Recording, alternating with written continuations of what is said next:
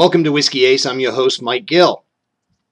Another Christmas special. I just actually did one, but it's December 27th, and there was a whiskey that I wanted to review, and also something came across what I call my news desk. In fact, it was December 19th that I wanted to share with you, and it's actually from Bowmore, the first Islay single malt, 1779. Is they sold their oldest expression ever.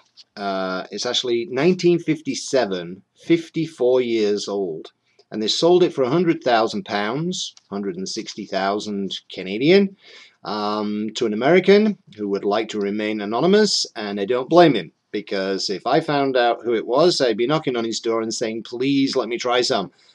I was in Bowmore in March, and I didn't hear anything about this whatsoever. Now, I'm just going to read just a little bit of the tasting of the palate, just because, oh, you'll be like me, you'd want one.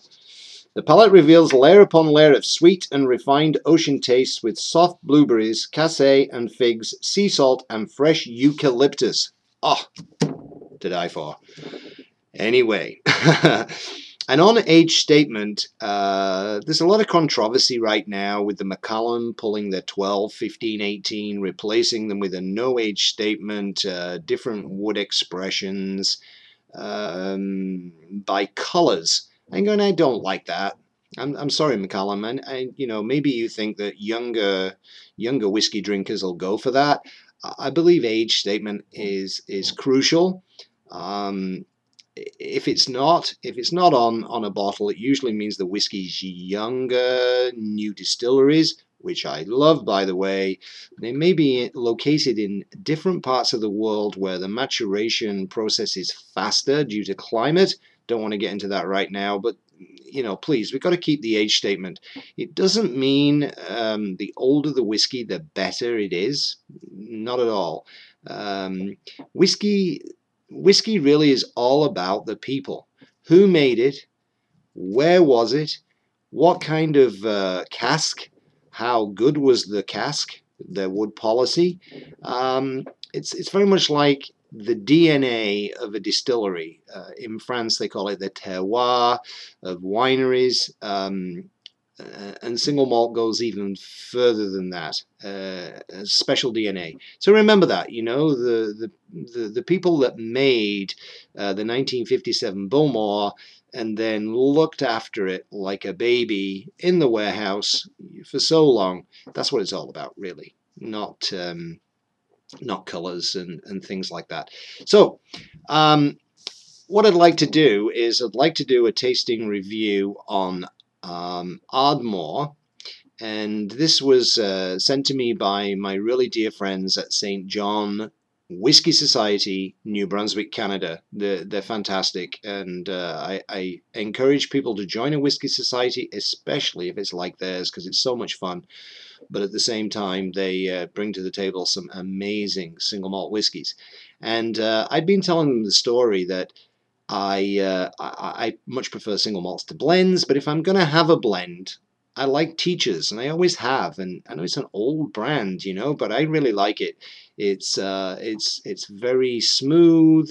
At the same time, it's got character, Highland character, and it's got a little bit of peat, which really intrigued me in a blend before the likes of Black Grouse and that sort of thing. And so here is Ardmore. You can see. So it's a traditional cask, non-chill filtered, 46%, but it has that word peated, which is what intrigues me and what I will really want to do and try. So let's just pour a little bit here. Okay. Nose not too far from the glass. Not there, not there. Sort of about 4 or 5 inches from the glass. I get amazing peat, very sweet peat. There's different peats, and I don't like to use the description smoke, because how would anybody ever say smoke was sweet? So it's peat. It's peat on the fire, phenols going up the smoke, into the moist barley, and there they are. And a long time later, we get that peat. Fantastic. I'll taste it without water, but you know on Whiskey Ace we always have to add water because it opens up the whiskey, much like decanting a wine. Some people say it's, you know, diluting the whiskey, but it's not, because I'm only going to add a tiny bit. But anyway.